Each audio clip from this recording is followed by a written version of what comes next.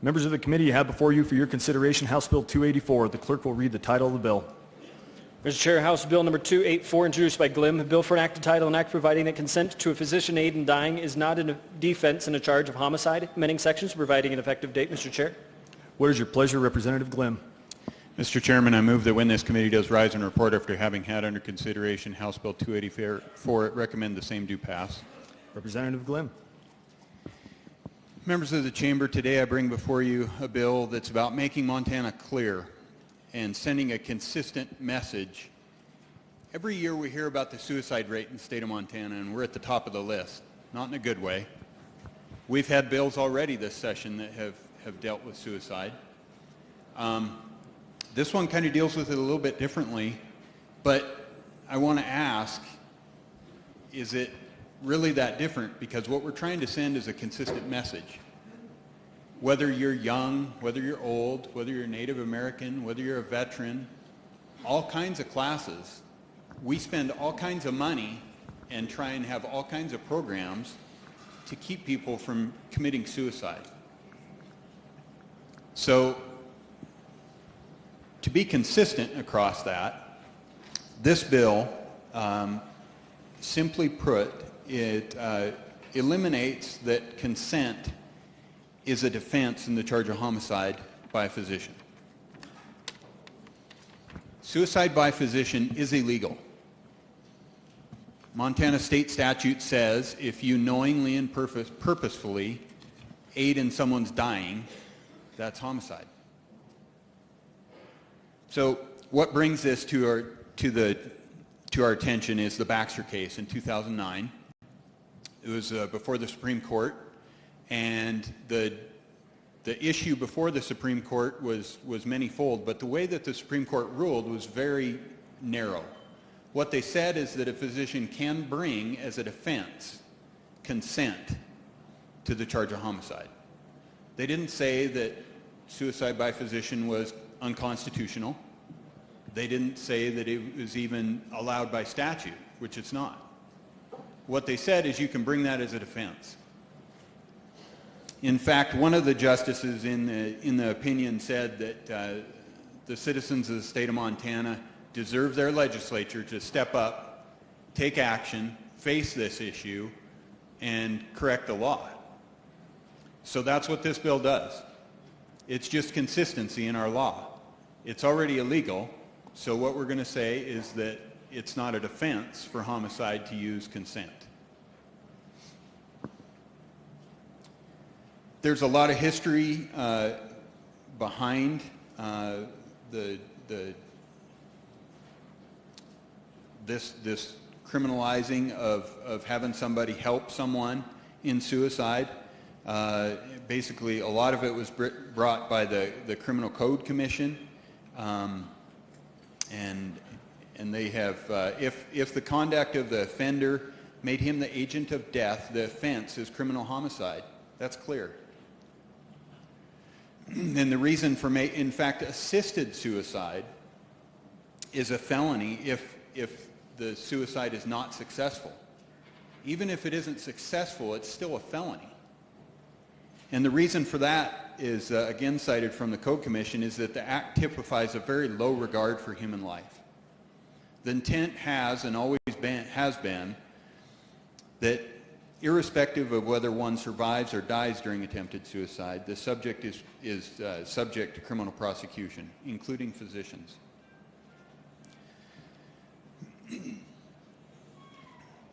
The constitutional issue is one that is sure to be raised, questioned.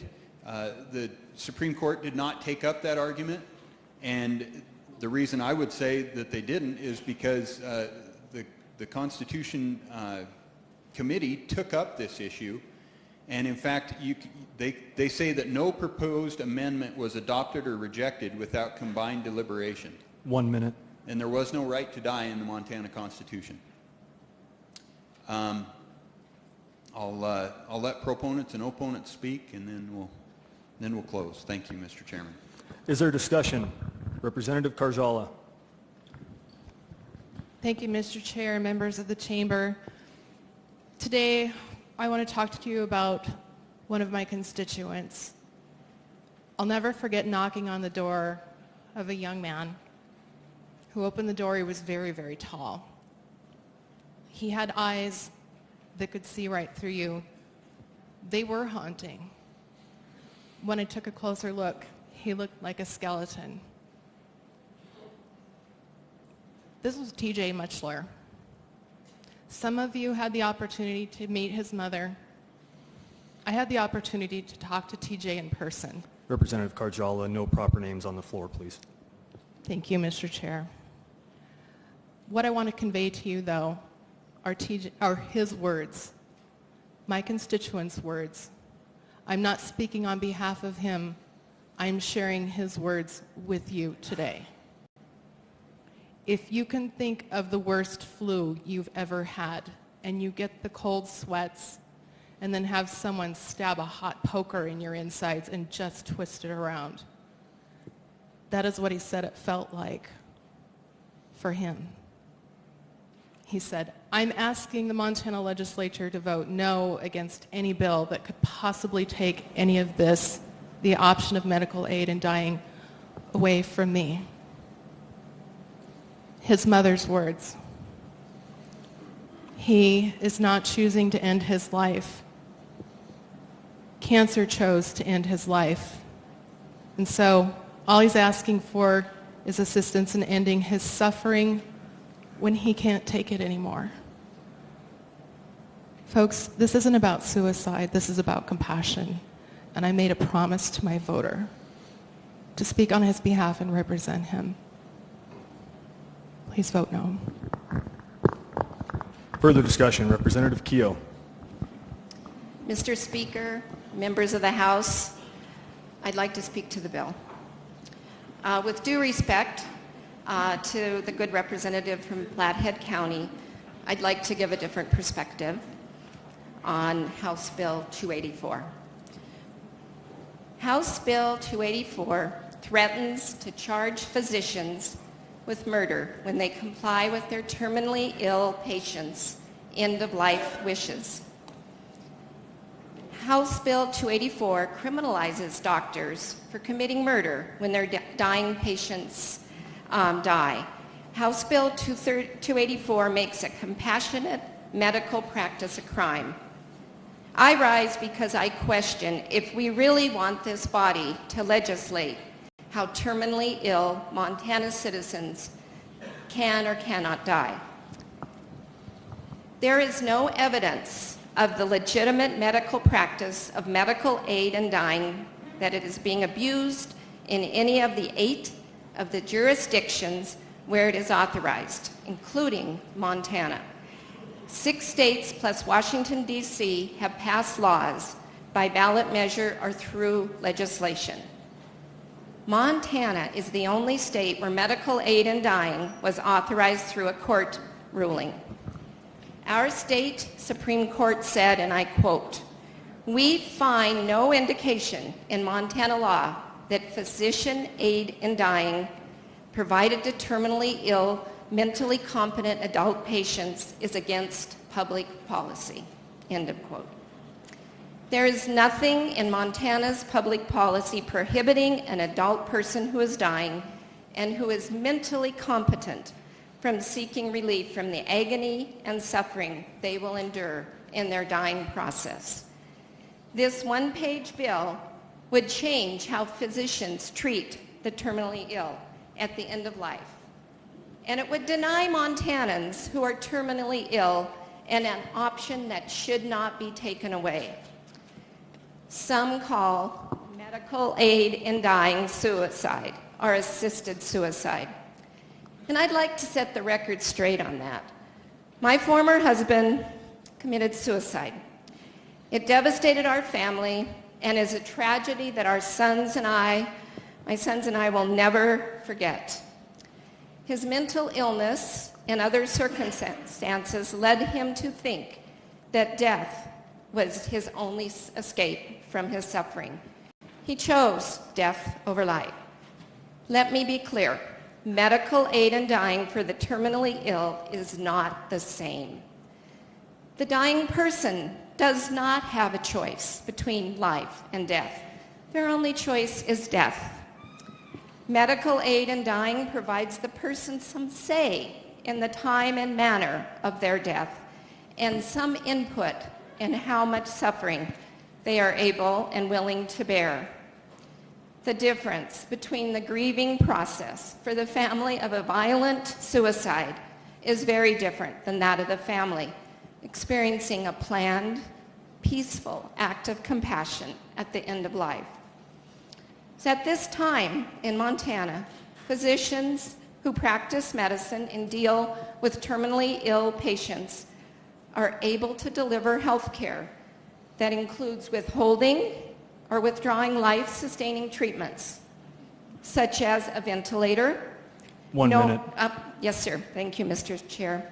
Knowing that doing so will cause the patient's death. They are able to give patients who are dying what is called terminal sedation, which puts the person in a coma until they die. They are able to help a person through the process of stopping eating and drinking until it causes death. None of them are considered homicide, nor should they be. Medical aid in dying simply provides a dying person one more option to consider on the spectrum of end-of-life care.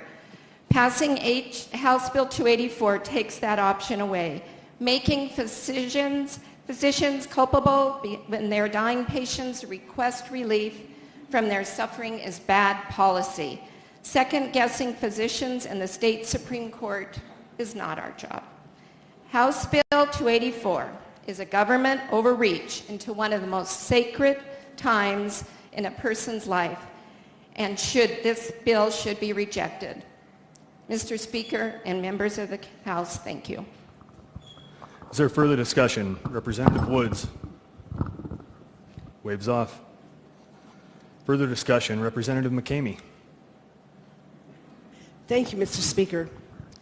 Members of the body, last session I carried a palliative care bill that some thought was to be a way to physician-assisted suicide. Nothing could have been further from the truth.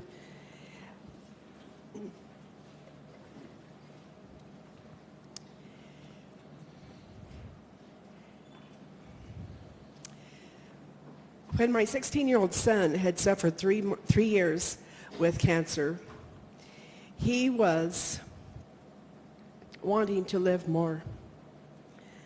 But we could only give him palliative care. And he would never want to have us do anything to shorten his life, but to extend his life if at all possible. Now, everything that has been said has been true. Some of these things are still in existence, and they can be used as tools. But it does not give us the right to allow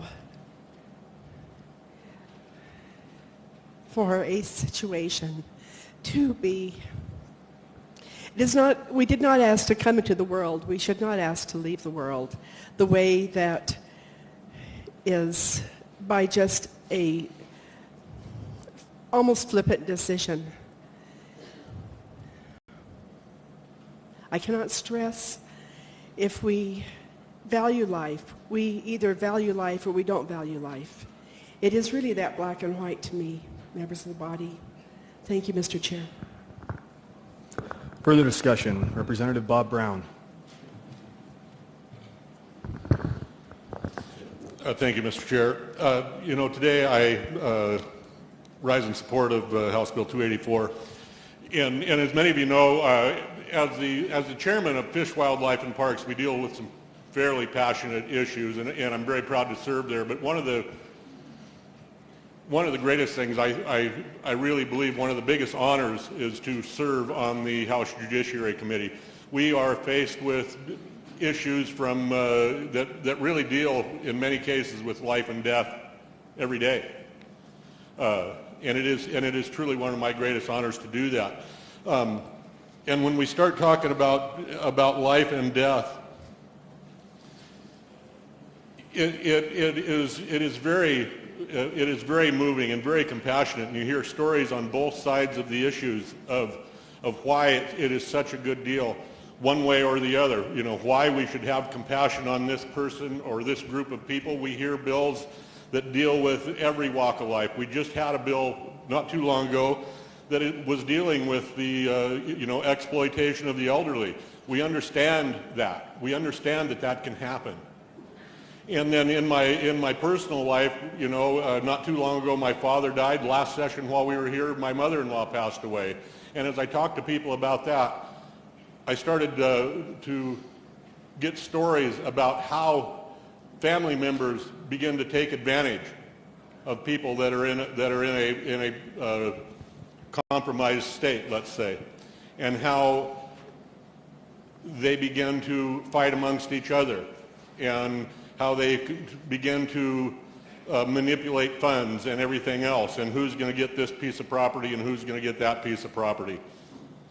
And my real fear in this is that those people who are in that compromised state will be taken advantage of. I know, and I bet you all of you, if you really think about it, could look back and find a story in your life where somebody had a misdiagnosis. We've heard those in our committee. I've heard them in my everyday life. I personally know one man who was cured of HIV. I believe in the power of divine healing. I know him personally, cured. Doctors couldn't do anything for him. I know another man who had a tumor on his neck, a cancerous tumor on his neck that was larger than a grapefruit. The doctors couldn't do anything for him. They told him it was a terminal deal. That tumor is now gone, and he is alive and healthy. And so I just plead with you, we do not know what life brings us. And we should not be the ones that are playing God. We do not know what our future holds, and we should let that play out. So I beg you for a green light. Further discussion. Representative Manzella. Thank you, Mr. Chair. I'd like to speak to the bill. I'd like to speak in support of this bill. It's an extremely important bill. And just to reiterate and clarify, assisted suicide is illegal in Montana. The Baxter decision clouded the clarity of our law. Consent can now be brought as a defense for physicians. But let's examine how that would work exactly. There's no paper trail on the consent. The person wishing to give their consent, if things go as planned, they're dead. So how would a physician effectively use consent as a defense? I don't see it playing out well in a court of law. I think we should honor the Supreme Court's suggestion that we, as the Montana legislature, clarify our law. I'd also like to bring your attention to the Hippocratic Oath, which our doctors still take to this day. And part of that oath specifically states, I will neither give a deadly drug to anyone who asked, nor will I make a suggestion to this effect. We should not be using our doctors in this way. They are healers.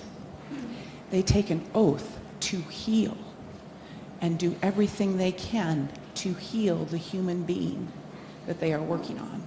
We should not ask them to murder people.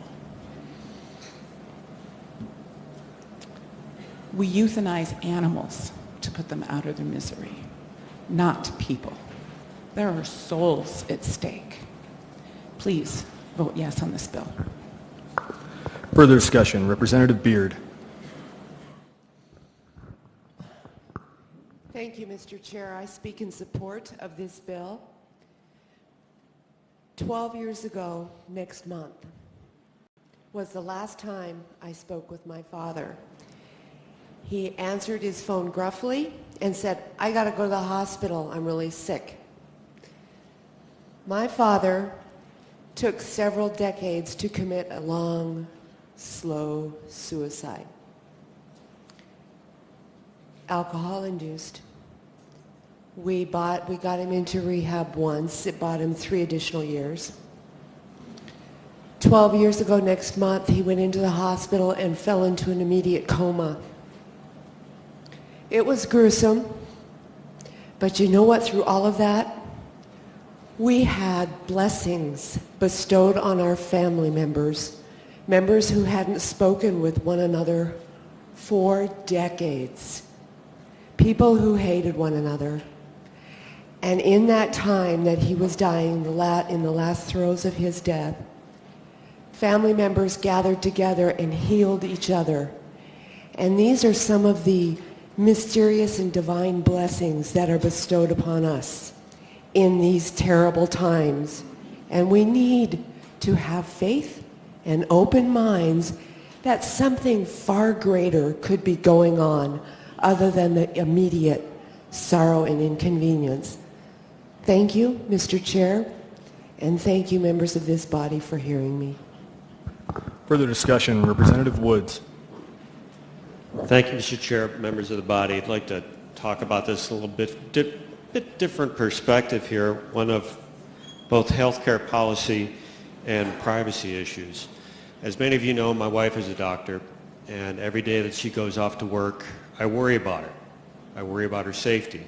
She deals with a lot of people in mental health crisis. It's a very difficult job. She can get sued on any given day for any given day because it's very easy to manufacture doubt in a court of law. That's a fact. So bills like this I find very chilling, and we have to think about our doctors. The doctors in this state, we have a very difficult time attracting them here. Oftentimes they have to be on call 7 days a week or many nights a week. The pay here is extremely low compared to other states. So bills like this make doctors like my wife wonder, why should I practice here? More important than that, since I've become a legislator, I've lost both my parents. And I've come to the conclusion that dying is one of the most personal and potentially one of the most beautiful things that can happen. However, it is one of the most personal things, personal processes that can happen. And we as a legislature have no business interjecting ourselves in that process. I'm a no on this. Further discussion, Representative Rhonda Knudsen. Thank you, Mr. Chair. May I speak to the bill, please? Representative Knudsen. I rise in strong support of this. Like all of you, I've got a story to tell. Like many of you, I too have had a family member who was stricken with cancer. It was my mother, and it was 25 years ago. My mother died a painful, slow, excruciating death. It took months of being in the hospital, out of the hospital, home, back to the hospital, hospital care, hospice care, back home, back to the hospital. It's a painful, horrible thing for any family to go through. Sometimes my mother was lucid, and sometimes she was not. Sometimes she cried out in pain and said, "Please, God, end this for me. Give me relief. Just end it." Then the next day, she would recover and not know that she'd had that episode. So I ask you, which day did my mother give consent? Which day did she say, "Take my life"? I say to you, no day did she say, "Take my life." We cannot give consent, I'm asking you all to vote yes for this bill. Further discussion. Representative Mortensen. Thank you, Mr. Chair. I will make this very, very brief, but I wasn't planning on getting up on this bill, but I would just like the body to remember a couple of weeks ago I got up here and gave an announcement that my 87-year-old mother, who had been struck by a car, told the health care provider at the facility that she was at to just let her lay there and die. And today, I just talked to her this morning. She is doing wonderful. She's back to walking 2 miles a day and just has 100% recovered. So I'm going to be a big green on this. Thank you. Further discussion. Representative Cheetah. Thank you, Mr. Chair. Members of the body, I brought this bill in 2017, so I have a bit of knowledge with this, and I think there's some things that need to be cleared up. Portions of what I'll say are facts, some are my opinion, but suicide in Montana is legal. You can end your life. There's nobody stopping you. So we have this conversation or confusion about what is compassionate and what is violent. And I would like to see a clear definition because I haven't seen one. Compassion means to walk with someone. I had the opportunity to be with an elderly Jesuit brother who died a very slow death of pancreatic cancer. I got to hold his hand while he went through that process and watch him go through lucid moments. He lived an end of life that to me was marvelous, but there were people with him that walked him through that process. And that's what I think compassion is about. It's not about just ending someone's life and saying, look, you think you want to be over it. There was a statement earlier that assisted suicide is legal in Montana, and it is not. It is a homicide. No matter how you spin that, it is against statute. We heard the good representative say, if you attempt to end someone's life and they live, you can be charged with a felony. And I believe it's up to 10 years in prison as a result of that. We've heard a variety of very impassioned conversations here. I had a variety of things I wanted to say, but the things that I want to say is, number one, we all begin to die the day we're born. And it's a matter of how you live each of those days through the process. It's not the number of days, and that's where human beings get it mixed up. God determines the number of days and how important those days are, and it's up to us to live those in that fashion. God is the author of life. We pray about that every day. We ask him to oversee our lives. So in my estimation, it's time to clarify the Baxter decision and close the loophole that exists. And it'll be a loophole that will almost save certain individuals from fatal flaws in their life. Because we heard a nurse in committee admit that she has seen doctors over her 50-year career end people's lives without their permission, without their consent. So if anyone says that it doesn't happen, I think if we're taking that viewpoint, we would be foolishly deluding ourselves into a false narrative. So I ask you to support House Bill 284 because doing so is an act that protects patients from a variety of things, whether it's incompetence or misunderstanding, but most of all, it saves people from making a tragic mistake in their life that they can't undo. Thank you very much, and I would urge support for House Bill 284. There being no further discussion, does the sponsor wish to close? Thank you, Mr. Chairman. First of all, I'd like to say that I sympathize with everyone who has shared a story today, and those that haven't, because everybody probably has one. Yet I still think we need to clear it up. The good representative from Bozeman spoke of worrying about the consequences. Right now, it's already illegal. All it says is that you can use this as a defense. That doesn't mean it's legal. We heard about palliative care that is completely different, and it's all about the intent. So I'm going to read to you the quote here. One who knowingly causes the death of another human being. Palliative care is to take away the pain that we are in during the end of life, make us more comfortable. And sometimes there's a question as to how much did they get. That's not this, because they didn't knowingly cause the death of that human being. What they're trying to do is provide comfort. Provide comfort for that person, ease them from their pain. Much different than knowingly causing and on purposefully causing the death of a human being. Very different issue. It's all about the intent. We had a doctor testify in the hearing that he didn't want to be charged with homicide. Well, to get rid of the loophole. That's what this is. It's a loophole.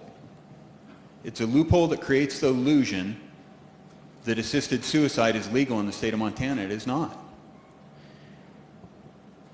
I know we talked about how much suffering people have at the end of life.